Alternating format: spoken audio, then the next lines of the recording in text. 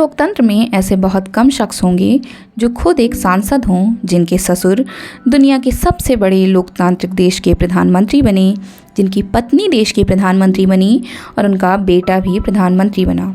इसके अलावा उनके परिवार से जुड़ी हुई मेनका गांधी केंद्रीय मंत्री, वरुण गांधी सांसद और राहुल गांधी कांग्रेस के उपाध्यक्ष, इन सब ने लोकतंत्र में इतनी बड़ी लोकप्रियता पाई। तानाशाही और बादशाहत में तो ऐसा होता है, लेकिन लोकतंत्र में जहां जनता लोगों को चुनती हो, ऐसा बहुत कम होता है। जिस नेहरू गांधी डायनेस्टी की बात की जाती है, उसमें फिरोज का बहुत बड़ा योगदान था, जिनका कोई जिक्र नहीं होता और जिन पर कोई किताबें या लेख नहीं लिखे जाते। कांग्रेस के पूर्व सांसद और इंदिरा गांधी के पति फिरोज गांधी का जन्म आज ही के दिन 12 सितंबर 1912 को हुआ था। फिरोज गांधी एक राजनेता के साथ एक पत्रकार भी थे।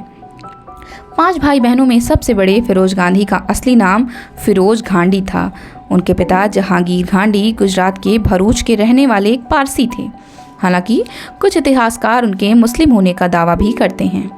पिता की मौत के बाद फिरोज अपनी मां रत्तीमई फरदून के साथ भरूच से पहले मुंबई और फिर साल 1915 में इलाहाबाद आकर रहने लगे। बताया जाता है कि यहाँ उनकी मौसी डॉक्टर शिरीन कमिस एरियट रहती थीं, जो सिटी लेडी डफरिन हॉस्पिटल में एक प्रख्यात सर्जन थीं। फिरोज गांधी का असली नाम फिरोज घांडी था और उनके पिता जहांगीर घांडी गुजरात के भरूच से थे, जो कि एक पारसी परिवार से ताल्लुक़ रखते थे। फिरोज के पिता पेशे से मरीन इंजीनियर थे। पिता की मौत के बाद फिरोज अपनी मां के साथ पहले मुंबई में रहे, बाद में साल 1915 में इलाहाबाद आ गए। स्वीडन के एक मशहूर लेखक बर्टिल फॉक की किताब फिरोज द फॉरगेटन गांधी में भी इस बात का जिक्र है कि फिरोज गांधी का जन्म बॉम्बे के एक पारसी परिवार में हुआ था और उनके पिता का नाम जहांगीर फरदूस जी घांडी था। लेकिन सवाल ये है कि फिरोज घांडी फिरोज गांधी कैसे बन गए। बर्टिल फॉक की किताब फिरोज द फॉरगेटन गांधी के मुताबिक जब फिरोज राजनीति में सक्रिय हुए तो उस वक्त के अखबारों में उनका सरनेम गांधी को गांधी समझ लिया गया और वही प्रिंट होने लगा। उसके बाद से फिरोज के नाम के साथ गांधी एक ऐसे साए की तरह चिपक गया जो कभी नहीं गया। हालांकि तमाम इतिहासकार इस बारे में अलग अलग राय रखते हैं।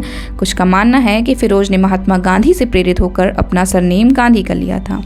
फिरोज पारसी ही थे। इस बात पर मुहर ऐसे भी लगती है कि प्रयागराज के एक पारसी कब्रिस्तान में उनकी कब्र है।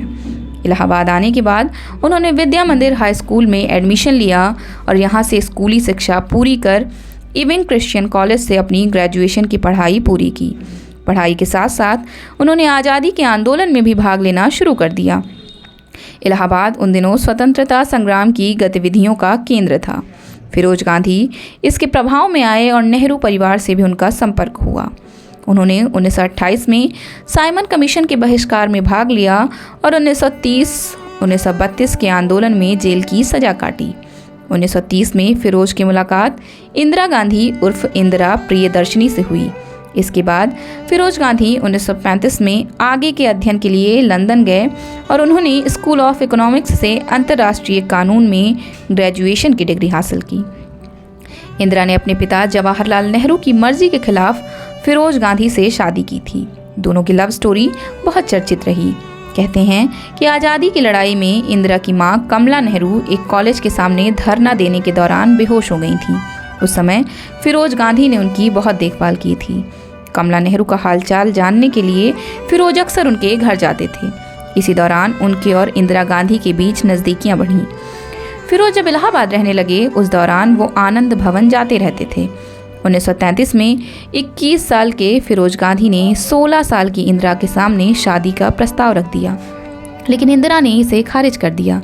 बात आई गई हो गई और फिरोज फिर नेहरू परिवार के साथ स्वतंत्रता आंदोलन में जुट गए।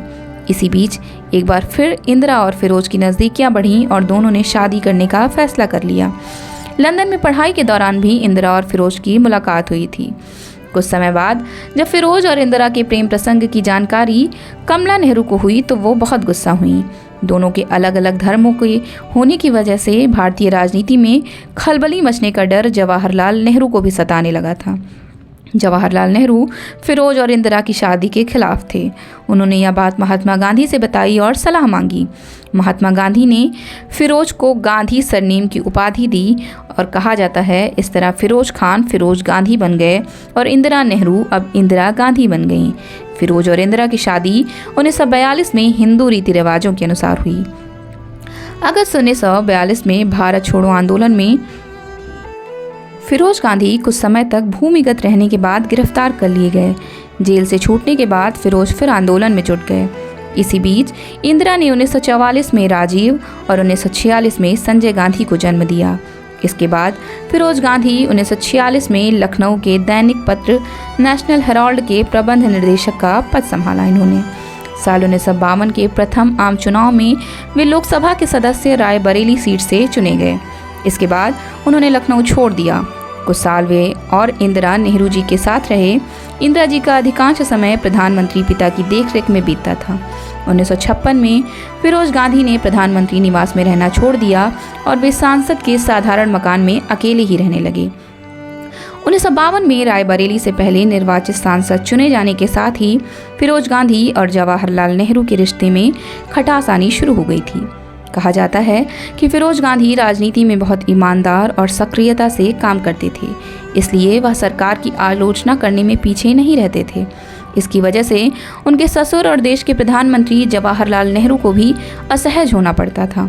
इसको लेकर दोनों के बीच संबंध कई बार तल्ख भी रहे, लेकिन फिरोज गांधी का रवैया लगातार सरकार के प्रति आलोचनात्मक बना रहा।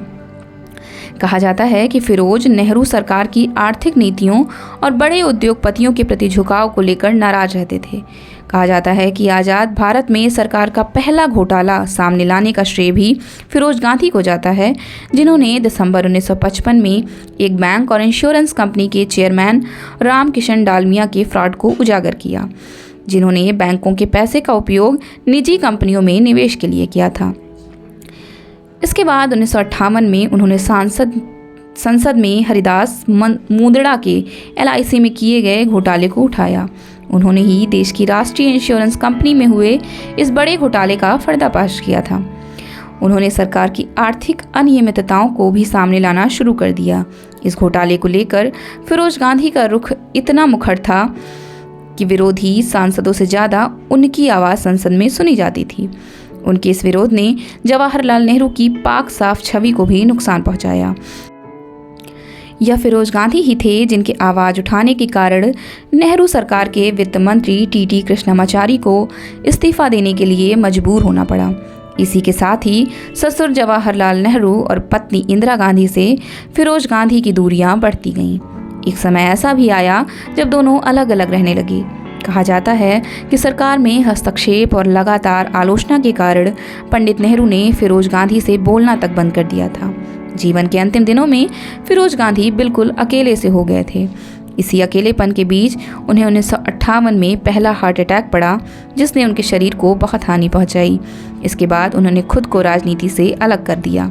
2 साल बाद ही साल 1960 में दूसरा हार्ट अटैक पड़ने के कारण उन्हें विलिंगडन हॉस्पिटल में भर्ती कराया गया, जहां 8 सितंबर 1960 को मात्र 47 साल की उम्र में उन्होंने आखिरी सांस ली।